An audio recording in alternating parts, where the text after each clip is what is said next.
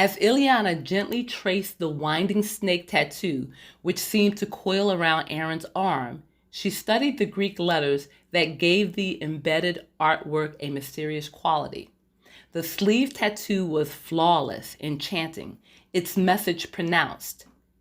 They will find out if you do not stop, said Ileana as she tapped the decorated skin with her finger.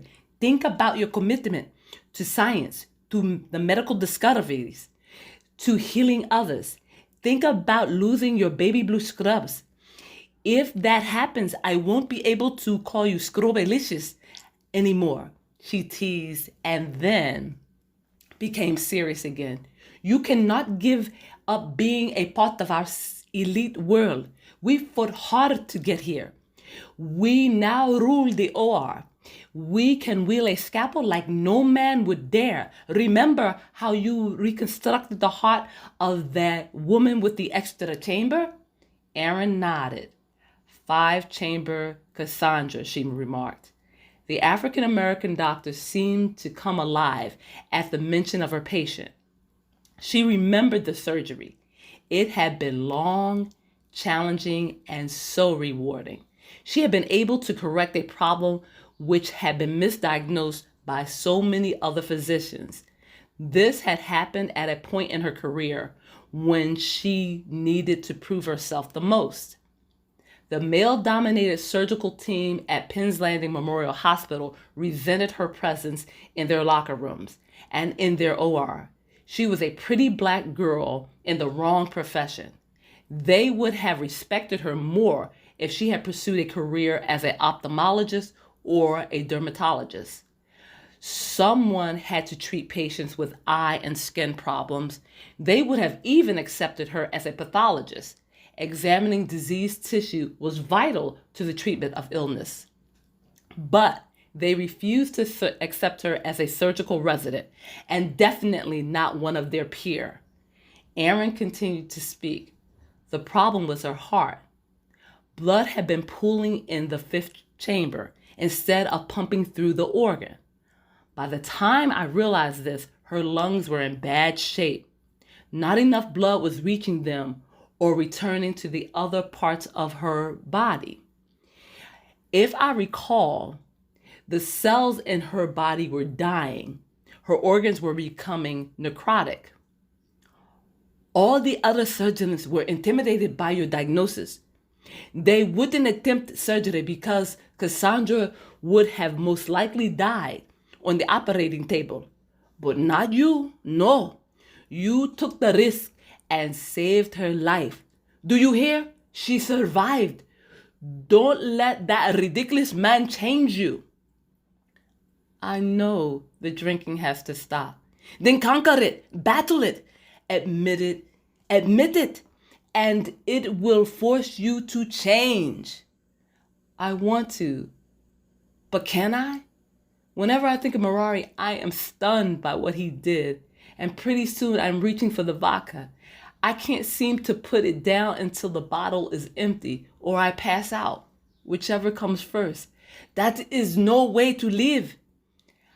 I keep expecting him, hoping he'll change his mind, that he will come back. Let him go, ordered Ileana. He is no more. When love leaves, it rarely returns, mi amiga. Stop looking for him. Aaron nodded, but I still want him. I want him so badly that it actually hurts.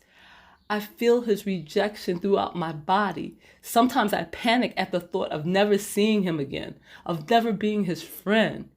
He was my happiness. We completed one another. Yo sé, pobrecita, said Ileana with compassion. I know, but he has chosen someone else. You must realize this and accept it.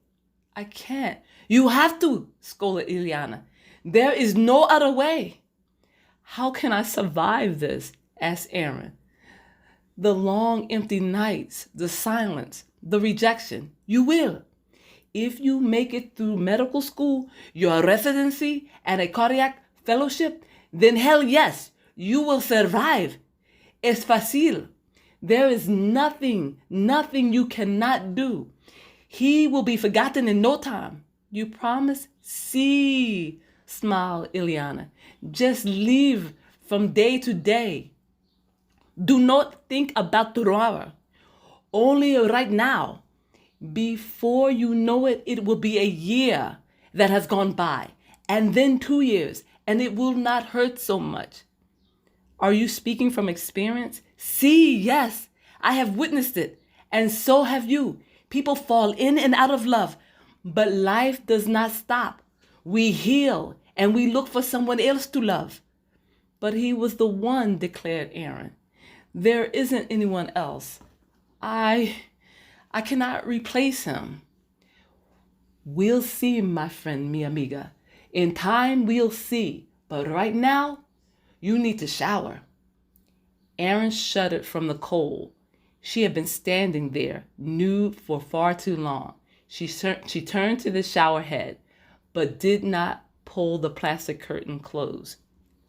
Can you make me a cup of hot, strong coffee? I need the caffeine. Instead of vodka? Anytime. Why would you mention that? Groaned Aaron. Are you trying to make me change my mind? Claro, no, of course not. I am supposed to meet with human resources today. The hospital has hired a surgeon for the plastics program. A woman? You do give PLMH too much credit. I think they filled their quota. How many female surgeons do you think they are going to hire?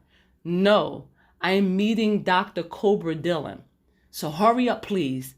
The faster I get through this day, the quicker I can mark it off my calendar. I am starting my survival countdown. 364 days to go. Exactamente. You bathe and I'll fix 2 cups of coffee. I'll drive you to the hospital. And the way we will talk about finding a new apartment. You must move out of this morgue. You need a place that he knows nothing about, just in case his love tries to come back unexpectedly in the form of breakup sex.